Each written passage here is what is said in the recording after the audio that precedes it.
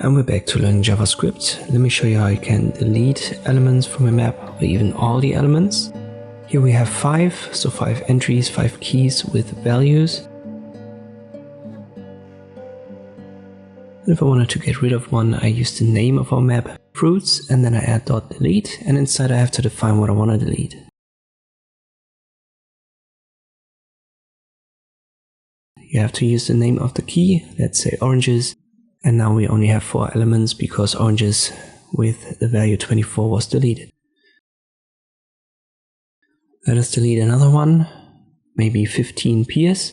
In this case the 15 is the key and peers is the value. Therefore we have to add 15. Make sure that you don't use quotation marks because it's stored as a number key, not as a string. If we wanted to delete all elements, we can use .clear.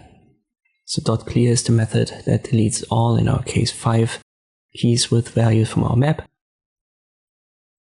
And the delete is used to delete a specific key value pair. Hope this video was helpful, thank you for watching, and I'll see you next time.